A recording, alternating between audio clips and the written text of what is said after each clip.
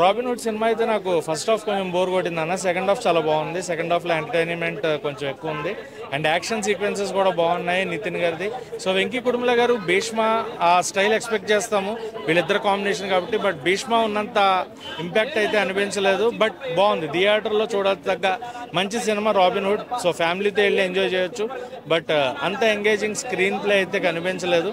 ఒక స్టోరీ ఒక పార్ట్ నుంచి ఇంకో పార్ట్లోకి వెళ్ళిపోతుంది అనమాట. రాబిన్ హుడ్గా ఆయన పెద్దవాళ్ళ దగ్గర నుంచి దోచుకొని పేదలకు పంచిపెట్టడం అనేది కాన్సెప్ట్.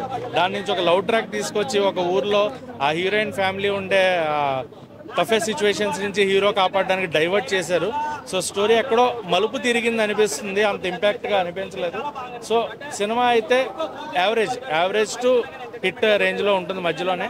సో హిట్ కాదు, యావరేజ్ కాదు, బయాస్టాక్ అంటాం కదా ఆ టైప్లో ఉంది. అండ్ వెంకీ కుడుముల గారు అయితే ఆయన టేకింగ్ నుంచి ఏది ఎక్స్పెక్ట్ చేయలేదు, చాలా డిఫరెంట్గా ఉంది. అండ్ సాంగ్స్ చాలా బాగున్నాయి, మ్యూజిక్ బాగుంది.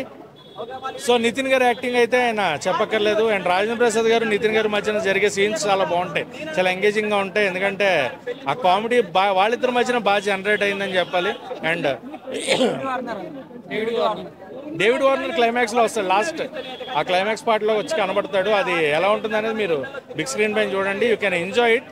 సో సినిమా లవర్స్కి మంచి సినిమా, వన్ టైం వాచబుల్, గొప్ప సినిమా అని చెప్పను, బట్ మంచి cinema. You can watch it in థియేటర్స్లో. ఎలా శ్రీలీల చాలా బాగా పెర్ఫామ్ చేసింది. ఆమె పెర్ఫార్మెన్స్ మనం చెప్పకల్లా, ఆమె డ్యాన్స్ గురించి మనం చెప్పకల్లా. అండ్ ఐటమ్ సాంగ్ కూడా చాలా బాగా వచ్చింది. Item song was good, climax బాగుంది. బట్ భీష్మ ఎక్స్పెక్ట్ చేసినంత ఎంగేజింగ్గా అయితే లేదు.